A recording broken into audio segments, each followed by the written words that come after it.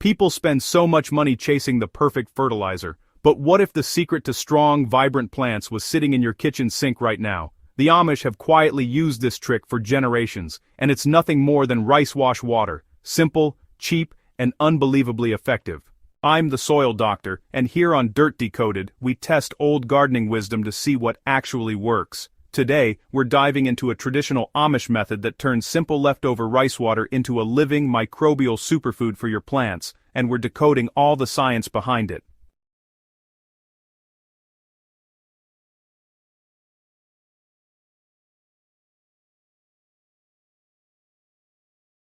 First, let's gather our materials. All you need is some plain white rice. Any variety will do, but the key is that it must be uncooked and completely plain. No added salt, no oils, and no seasonings. We're after the pure, starchy coating on the grains, which will become food for the beneficial microbes we want to cultivate. Take about a cup of rice and add 2 cups of water. Now for the most important step, vigorously wash the rice for at least 30 seconds. Swirl it, massage it, and really work the grains. You'll see the water transform, becoming milky and opaque. This cloudy liquid is our gold. It's loaded with starch and trace minerals that have leached out from the rice. Instead of pouring this nutrient-rich resource down the drain, we're going to capture it. Carefully strain the water into a clean glass jar. Now cover it, but don't seal it tight. You can use a breathable cloth or just rest the lid on top without screwing it down. This is crucial because fermentation creates gases that need to escape.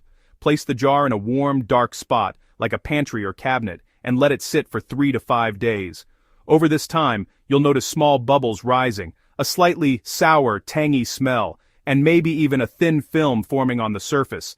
That's not spoilage, it's fermentation, the start of a microbial party. However, if it develops a truly rotten, putrid smell or shows signs of colorful mold or slime, something has gone wrong.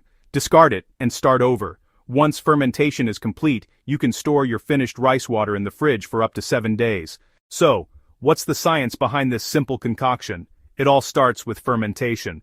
The cloudy appearance of the rice water comes from starches that rinse off the grains. These starches are a perfect food source for naturally occurring microbes, especially a group called lactic acid bacteria, the very same beneficial bacteria you'd find in yogurt or sauerkraut. As these bacteria feast on the starches, they multiply rapidly and release various organic acids. This is key. These acids act like tiny keys, unlocking or chelating essential minerals like calcium, magnesium, and iron that are already in your soil but might be chemically bound and unavailable to your plants. At the same time, this thriving colony of good bacteria outcompetes and suppresses harmful pathogens, creating a healthier environment around the roots. When you dilute this fermented liquid and apply it to your garden, you're not adding a chemical fertilizer with a fixed NPK ratio.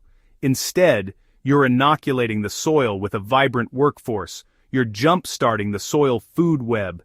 These microscopic allies break down organic matter, make nutrients bioavailable, and improve soil structure. They work in partnership with your plants, which in turn feed them through root exudates. It's a beautiful self-sustaining cycle. In short, it's soil biology, not chemistry, doing the heavy lifting. To put this ancient technique to the test, I set up a simple, controlled experiment. I started with 2 identical lettuce seedlings, planted in the exact same organic potting mix, and placed where they would receive the same amount of sunlight each day. The only variable would be how I watered them. Our control plant on the left received only plain dechlorinated water. The test plant on the right was given a weekly feeding of our fermented rice water, carefully diluted at a 1:10 ratio with water.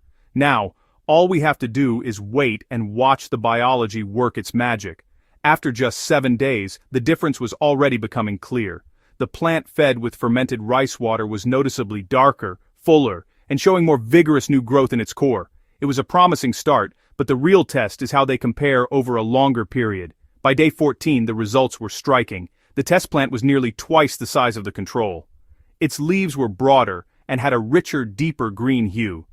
When I gently inspected the root ball, I found a dense network of thick, healthy white roots, and the soil itself smelled sweet and earthy, truly alive. The control plant was healthy but simply couldn't keep up. This isn't magic, it's microbiology. The beneficial microbes we cultivated made the difference. To make this work safely, always dilute before applying. Undiluted rice water can clog soil pores. Use it once a week, not daily. Avoid using it if it smells rotten or turns slimy. It's gone anaerobic. Store any leftovers in the fridge and use within a week. The Amish didn't need modern science to know this worked, they simply trusted the soil's natural intelligence. By feeding microbes, they fed their crops. That's the essence of organic gardening. Nurture the life beneath the surface, and everything above it thrives.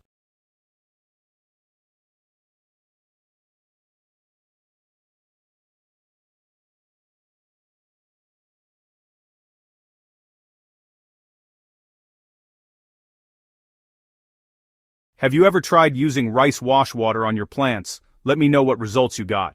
And if this little kitchen experiment surprised you, make sure to like, share, and subscribe to Decoded, where we bring the science of soil back to life, one secret at a time.